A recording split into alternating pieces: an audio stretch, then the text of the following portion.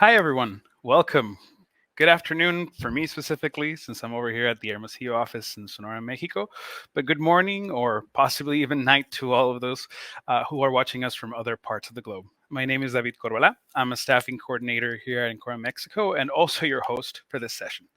In this session, we'll be exploring the constant evolution in technology and the digitalization that comes along with it. We'll be exploring how Web3 differentiates from Web2, where Web2 focused on companies providing a service to their users in exchange for their personal data. Web3 looks to create a more user-centric experience through decentralization and zero server architectures. This new digital society demands a global change that can empower citizens who are looking for new tech to secure their digital identity and transactions. And well, since I'm here to learn alongside all of you in the audience, this talk will actually be led by our very own Luis Atoche. Luis is a project manager with over 10 years of relevant experience in this field. He has delivered various financial solutions involving web and mobile technologies, and he's actually a big part of Encora's blockchain community. And, well, he not only loves learning about new technologies, but also sharing this passion with others. Just a quick reminder to all of those that are watching that this is one of many sessions taking place throughout this week in this global Dev Week organized by Encora. Remember to follow us on the social media that will be appearing on screen so you don't miss any of our sessions. And lastly, before I hand over the mic to Luis, remember to leave all your comments and questions in the chat so Luis and all of our community can join in and answer any questions that might come up and, well, just in general, spark some cool discussion between all of us. Without further ado, Luis, take the stage. Thank you. Thank you for the wonderful presentation.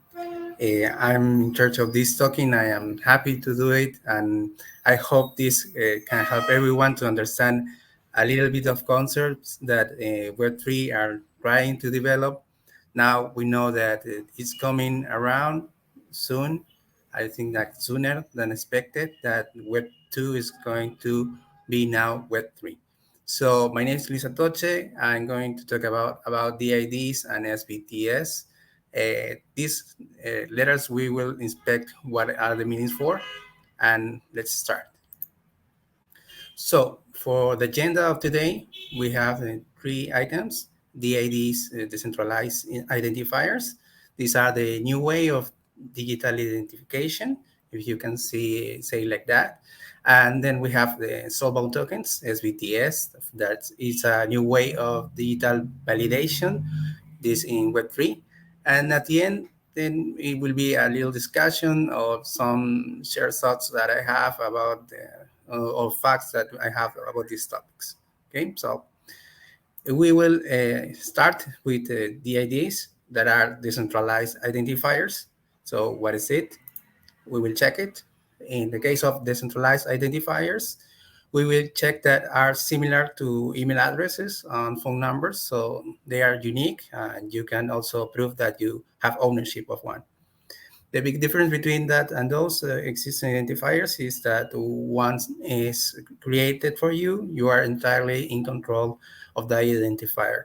And it works by using private public key cryptography. This is because the base of the platforms that are going to be used are based on blockchain interaction. So that we have private public key cryptography, as we maybe know.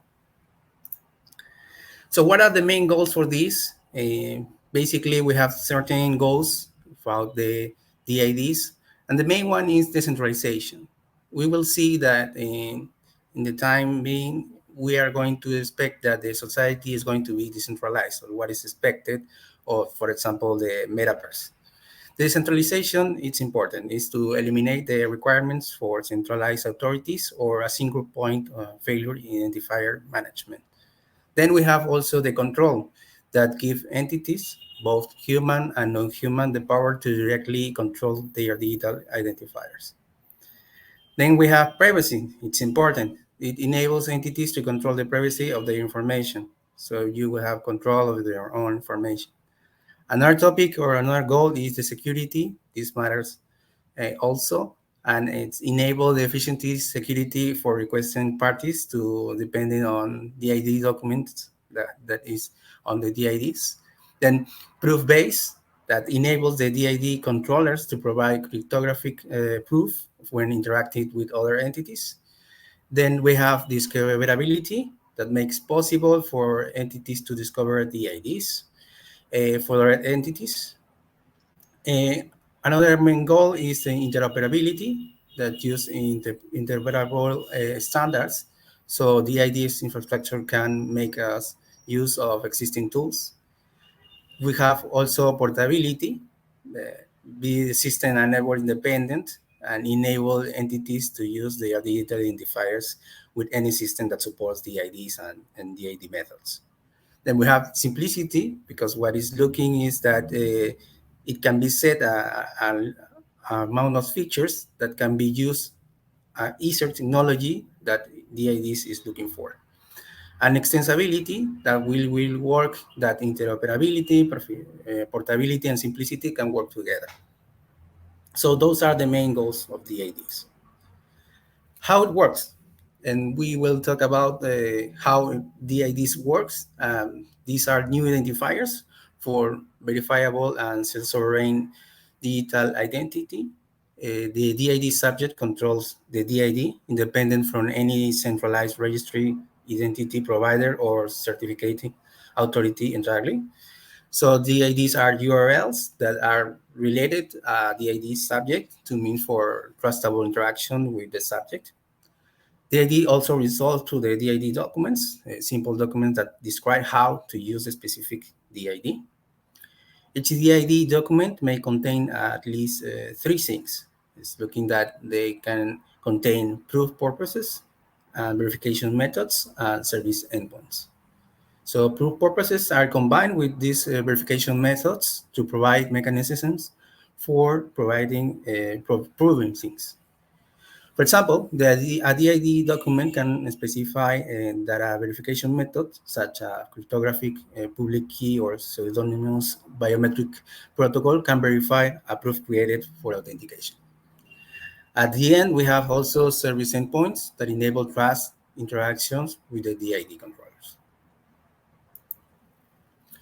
What are the main uses for this? Well, all of us maybe have a certain identification. We can say licenses or passports. This also can offer a digital version, a digital ID version that can be used in the Web3 space. Let's see that we have the metaverse, for example. If there is included, we have a way to identify ourselves and also to perform authentication with biometric data, password pins, or smart devices as we do it right now. And local government can have a consortium to use these private IDs so they can use for a digital identification. The benefits of a digital ID can promote, increase, and give more inclusive access to education, healthcare, and labor markets, can aid safe migration, and can contribute to greater levels of civic participation. So we have inclusion and we have civic participation. Inclusion, we already said that it helps from the protection of civic participation and also transparency. And in the case of the civic participation, we have the ability to participate in political system, for example, or improve equality. We can give a use case here that it says that can aid safe migration. Let's imagine one country receive people from another country that is in a kind of war. So they have to identify them, but they have no passport because they have to leave with a hurry. So they have to identify them. They cannot give or provide an ID from the country at that moment. So the first thing that can be used is this kind of a digital ID. So uh, we can match the people and try to give some uh, money so they can spend or any kind of reward in the meantime that this kind of incident can happen. Okay, so this is a use case in which we can check that the benefits of the digital ID can help us in the real world, or as I said before, maybe in a virtual one. Now let's talk for another topic that is soulbound tokens. These soulbound tokens, it's also part of a component that is the digital trust. What we are looking is like we can trust in the digital environment, what people from another, and to verify certain things. No? So these soulbound tokens may be mainly used for validation. So what are soulbound tokens? Soulbound token is a publicly verifiable and non-transferable, non-fungible token representing an individual's credentials, affiliations, and commitments. The wallets or accounts to which SBTS are, or non-transferable tokens are permanently bound are called SOL. For instance, a SOL can represent an individual's employment history, which can be self-certified similar to information in one's curriculum vitae. We have another use case maybe here in my country. I'm in Peru, and usually when you have a project with government project, this is a public one, and has to verify many files or many documents or many achievements in the case of the company or in the case of the person that is going to do the job or participate in the project. So you have to match several things and have to check that are reals, and you have to get some stamps and so on. With this, I think Soulbound token can represent all of that. You can represent all your history of what you have achieved already, and that information can be validated on the entity that is looking for the person or the company. So the company also can have this kind of soulbound tokens that can represent the amount of experience or maybe any recognition that they could have. So what are the difference between SBTS versus NFTs? Non-fungible tokens can be bought and sold via NFT marketplaces, whereas soulbound tokens are non-transferable NFTs because they are bound to the souls, no, the account that we mentioned before. So here's a chart, a little chart that we can see the difference between one and the other. That is separated in 3 points: purposes or purpose, and recovery and transferability. In the case of the FBTS, and the purpose is to represent non-transferable tokens as reputation indicators. In the other hand, MTS is to demonstrate ownership of specific items, e.g. real estate. Recovery. So if you lose your private key, SBTs can be recovered. So in a community recovery approach. In the case of NFT, we maybe already know that you lose your private key, there's no way that you can recover it. And at the end, we have transferability. That is something that we have already talked about, is that one cannot be transferred because it's your ID, is what represents you. And the other one is transferable because you can buy it and you can sell it. So that's the main difference between one another. And what are applications could SBTS have? We have some topics that we can talk about: education, we have work, we have finance, we have health, we have identity. Those are the main points that we can talk about that applications could have SBTS. In the case of education, these SBTS are issued by the academic body to the successful candidate representing an incorruptible record of educational achievement. In the case of work, SBTS are issued by an employer to an employee as an incorruptible record of performance on employment. For finance, we have SBTS are issued by DeFi protocols. DeFi is decentralized finance protocols reflecting performance on debt obligations, so we can know how you have behaved on the financial sector. Then another that for me is important is health for everybody, I think. SBTS are issued by a diagnostic center, thus creating an incorruptible record of an individual's health. Then we have identity. SBTS could be used to create unique records of identity. An example is invitation to online events, where holders of SBTS could be admitted to such events on representation and verification. So let's say that maybe the next talk or next time that we are in the deep week, maybe we will have an SBTS to represent how or when people can join or who can join, and the holders of the BTS can verify that this is true, that the person can be or cannot in the presentation. We have now what are the future of soulbound tokens, and we already know that despite being attractive, the concept of soulbound tokens is relatively new and cannot replace the NFT ecosystem that we know today. Instead, it can serve as an alternative way of identity control, allowing DAOs, that are organizations that help and support blockchain solutions, to engage with their community members. And however, it remains to be seen in both FBTS and FTS that will coexist until DESOC. DESOC is what is called the decentralized society that we think is going to happen.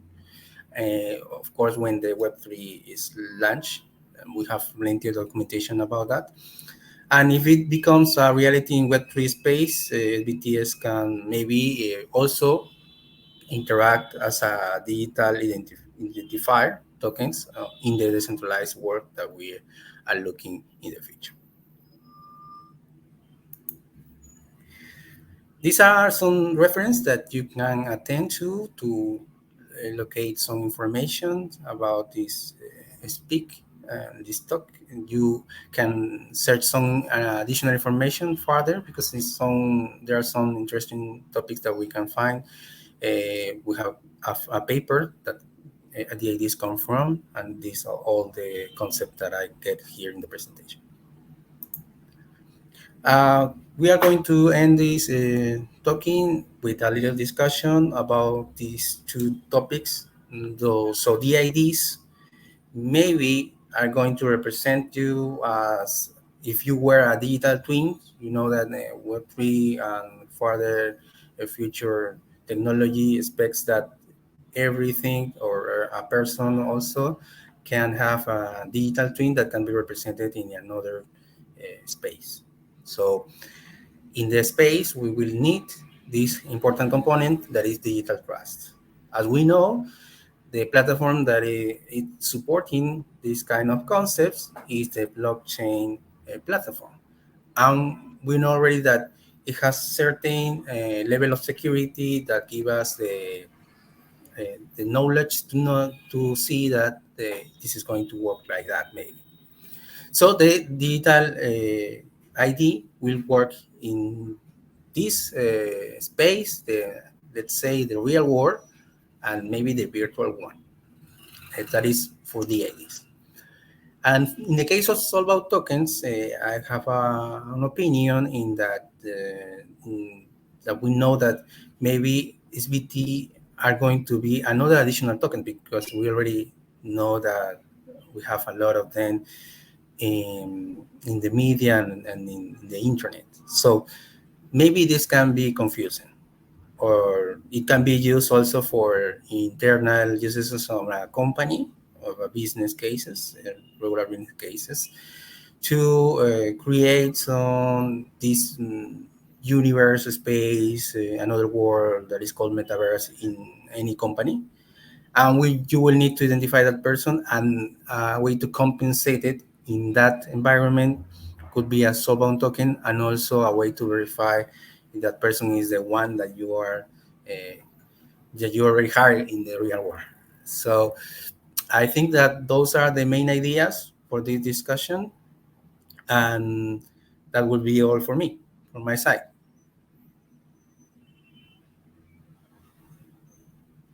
Sorry.